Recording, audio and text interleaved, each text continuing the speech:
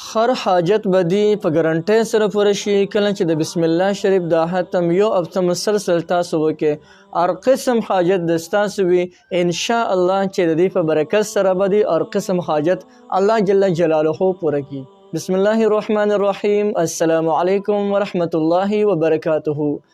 زما وروڼو او خویندو، نن د بسم الله شریف د یو ختم یو داسې ختم درته ښیمه. کله چې تاسو د بسم الله الرحمن الرحیم دا ختم په خپل کور کې شروع کړئ، ستاسو چې هر قسم حاجت وي نو الله جل جلاله به تمام حاجتونه د ستاسو پوره کړي. داسې د غیبو نه به ورته اسباب برابر شي چې د ستاسو په وهم ګمان کې به هم نه تیریږي. زمونږ او د ستاسو مشکلات وي، حاجتونه وي، ډېر زیات وظایف مونږ وکړل، ډېر زیات اعمال مو وکړل، ډېر دعاګانې مو وکړې، لیکن تر اوسه پورې زمونږ حاجتونه نه دي پوره شوي، زمونږ مشکلات نه دي حل شوي. نن نه که تاسو د بسم الله الرحمن الرحیم دا ختم را ونیسئ نو الله جل جلاله به د ستاسو تمام حاجتونه پوره کړي، چاهے که د ستا حاجتونه د هر څه سره متعلق وي. زه به تاسو ته د کم څیز وضاحت کومه، ستا حاجت چې هر رنګه وي لیکن الله جل جلاله به دا تمام حاجتونه د دې بسم الله الرحمن الرحیم د دې ختم په برکت سره پوره کړي. که هغه د رزق سره وي، یعنی ستا روزي هغه پراخه نه وي او ته روزي خپله روزي پراخه کول غواړې، نو د بسم الله الرحمن الرحیم دا ختم په خپل کورونو کې شروع کې د نن نه ان شاء الله چې د دې په برکت باندې به دې الله جل شانه روزي داسې پراخه کړي چې ته به نورو ته ورکې. د بسم الله الرحمن الرحیم دا ختم داسې پرتاثیر ختم دی. یا کو په تاسو باندې قرضونه ډېر زیات روغتي وي، د قرض نه د خلاصې دپاره هم د بسم الله الرحمن الرحیم دا ختم ډېر زیات عجیبه تاثیر لري. داسې ختم دی چې کله تاسو د بسم الله شریف دا ختم وکړئ نو د ستاسو چې څومره قرضونه وي هغه قرضونه به الله جل شانه ان شاء الله، زما کامله بروسه په الله باندې ده، کامل یقین مې په الله باندې دی چې تمام قرضونو ته به د غیب نه داسې اسباب برابر شي چې د تمام قرضونه به د الله جل شانه ختم کړي. د دې نه علاوه د ستا کاروبار نشته دی، نوکري درته نه میلاویږي یا تا ته ملازمت نه میلاویږي، که تاسو هغه کسان هم د بسم الله الرحمن الرحیم دا ختم را ونیسي نو ان شاء الله چې د دې په برکت باندې به الله جل جلاله د غیرونو ته نوکري هم ورکړي، کاروبار به هم ورکړي، بند لارې چارې به دې ازادې شي، پریشانۍ به دې ختمې شي، مشکلات به دې ختم شي. دین علاوه که د چا رشته نه کیږي یا رشته کیږي لیکن فرشتې کې د نن رکاوټونه ډېر زیات دي، هغه رکاوټونه مونږ ختموو. دین علاوه زمونږ نور حالات خراب دي، د کور حالات هم خراب دي، یا زمونږ په دې کور کې جنگ جګړې ډېرې زیاتې دي، کله کله دارونه په خپلو کې روان شي، جګړې ډېرې زیاتې کوي. نو که زمونږ په دې کورونو کې دا جګړې ډېرې زیاتې وي او ته وایې چې دا جګړې دا دې ختم شو، د دوی په خپل منځ کې چې د اتفاق راشي درونو خویندو، نو بیا به هغوی جګړې هم نه کوي. د دې نه پس ان تر دې چې د کم یو حاجت دپاره دی دا وظیفه را ونیوله نو الله جل شانه به دې تمام حاجتونه پوره کړي. دونه پرتاثیر او زبردسته وظیفه را زه به درته کم وضاحت کوم چې د ستا به دا حاجت پوره شي، دا پوره شي، دا پوره شي. دا د هغې حاجت دپاره هم تاسو کولی شئ دا وظیفه چې د ستا په چا باندې حق دی او تا له خپل حق نه درکوي. لکه کله کله ته د چا سره پیسې کیدې او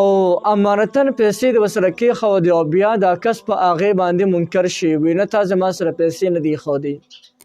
هغه د ستا مال دی او تا له نه درکوي. یا تا د چا سره مزدوري وکړه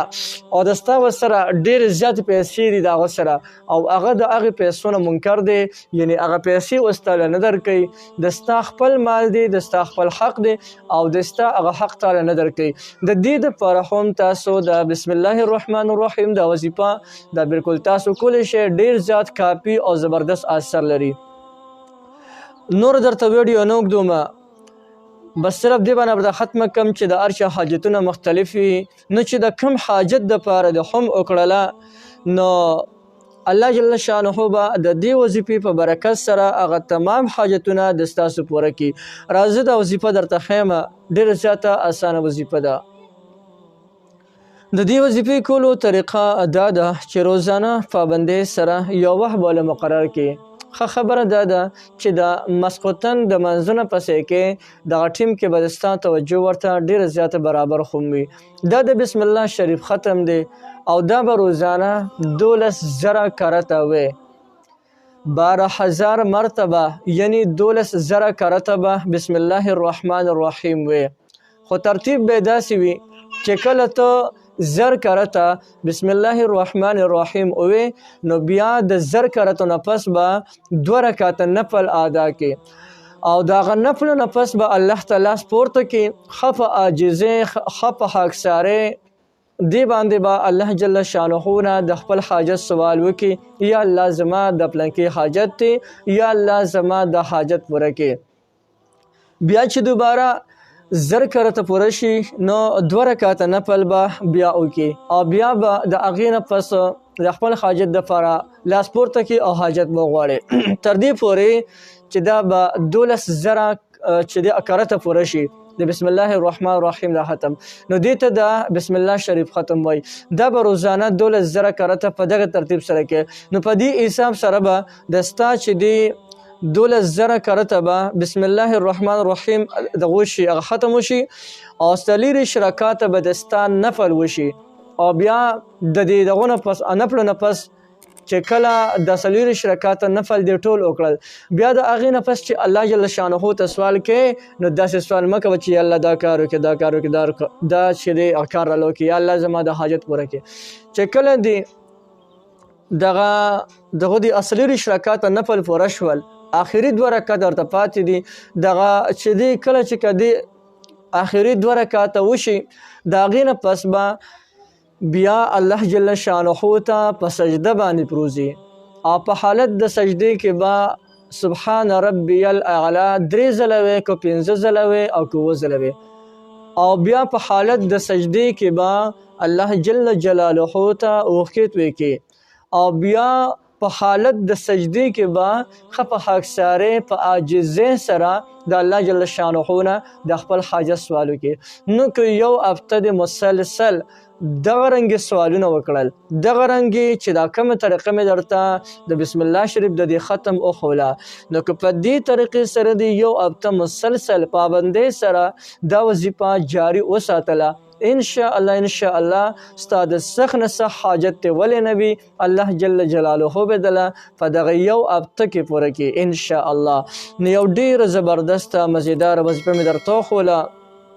بالکل تاسو کولی شئ هر چاته د دې مکمل اجازت دی هر سړی د دې نه مکمل فایده اخیستلی شي.